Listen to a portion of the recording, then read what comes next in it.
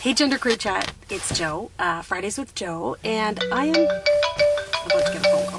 Hold on. Okay, so that was, I just got a phone call because I'm actually in an SUV right now. This is my new winter beater. It's a Dodge Durango. It's freaking huge, and it just, the gas light just went on because it guzzles gas like I can't even explain to you. I've never ever been in a vehicle that guzzles gas so badly. But I brought it because my friend is giving me a snowblower, but that's not working. So my other friend is at my other friend's house fixing the snowblower. So, and it's thankfully a beautiful November day. No snow yet, but I'm bracing for the worst because tomorrow my neighbors move and I'm going to be living, alone in this big farmhouse with a big driveway that blows over in the winter. So it promises to be a interesting winter. Anyway, this week's topic was a viewer topic, and it was about Dan Savage being transphobic, which I actually don't know much about, and I meant to research it, and it's been a crazy week. So unfortunately, I don't know a lot about the specifics about Dan Savage being biphobic or transphobic. I do know about the biphobia because I did watch Sid's video, and it actually rings a lot of bells because I do read a lot of the Dan Savage articles. I've been reading him for a long time, and I don't really like him. I'll be honest, I don't like a lot of his attitudes. I really like, and what I don't like, I really don't like. And I'll tell you why. But I do get what Sid was saying about how he's perceived to be biphobic because he does believe you really are one or the other. And a lot of people, not pretend, but they go through a phase of being bi before or bi-curious or whatever, before they actually come right out. First off, before I get started, I just want to say that both Sid and Ricky used the term douchebag to describe, or is he a douchebag? And I just wanted to say, no offense to either of you guys, but I really don't like that word. That is a really, really offensive term. And partially because, or a douche, the question was, is he a douche? And what a douche literally is a method of cleansing a woman's vagina because it's considered to be filthy and dirty and incapable of cleansing itself. And it's an insult. It's again a term to describe the female anatomy that has insulting overtones, and it's just a word that I choose not to use. So, just want to bring that up. But is Dan Savage offensive, I guess is more the question. What I don't like about him, and Ricky made a lot of excellent points, that Santorum thing, that Rick Santorum thing, he actually coined the phrase, frothy mix of fecal matter and whatever, anyway, after anal sex. And if you Google Santorum, that's what you get. You get the definition that Dan Savage created. And it's funny, I guess, because the guy that Rick Santorum is homophobic, and but I know, having been the victim of internet bashing and stuff like that in my lifetime, it's not really funny. Things like that don't disappear. You know what I mean? If you want to say bad things about someone on the internet, oftentimes they're kind of there permanently, and when, your name gets Googled, I think it's mean. I agreed with Ricky completely. It was mean, and I'm not a mean-spirited person, and I don't care for mean-spiritedness, and that's something that Dan Savage really is. He's very mean-spirited. He may claim not to be a bully, and he may have started the It Gets Better campaign, but I believe he is a bit of a bully in his own right. I really do.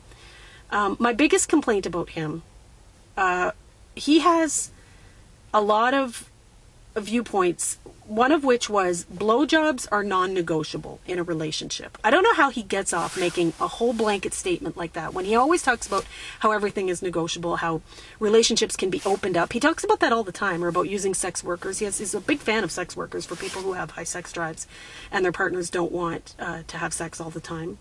And in some warped way, I kind of appreciate that. He's opened my eyes to a few opinions that I don't think I would have otherwise had.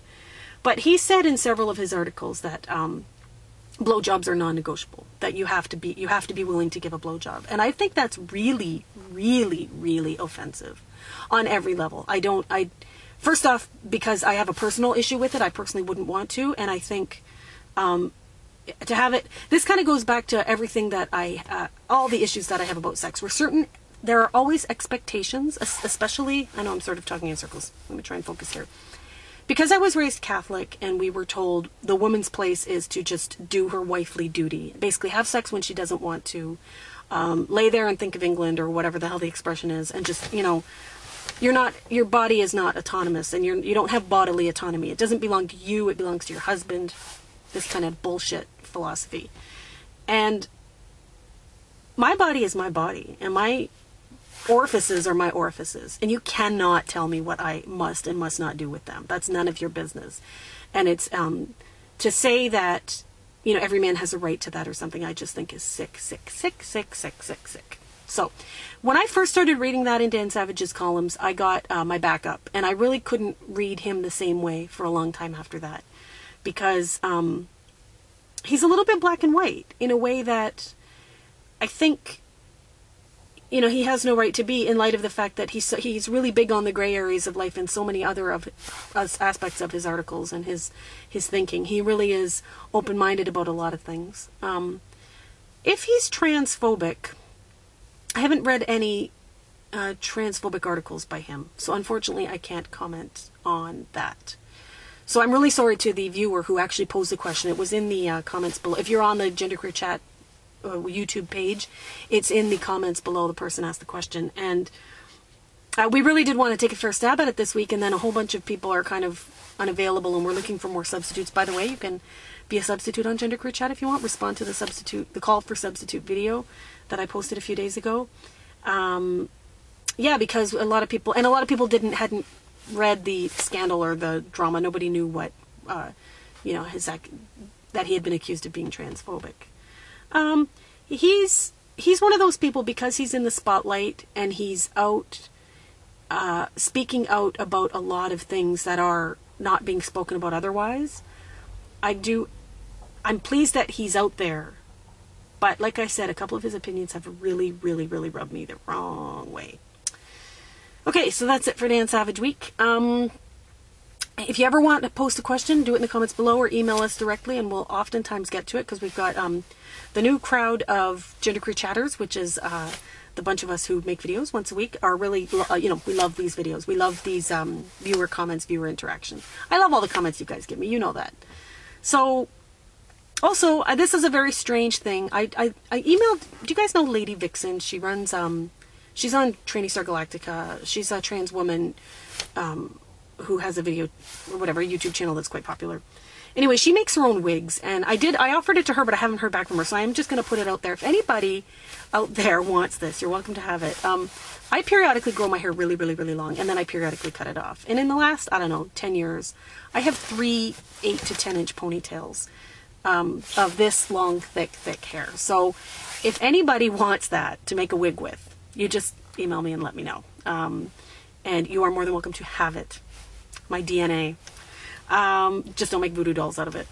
Okay, catch you guys later. Have a great week.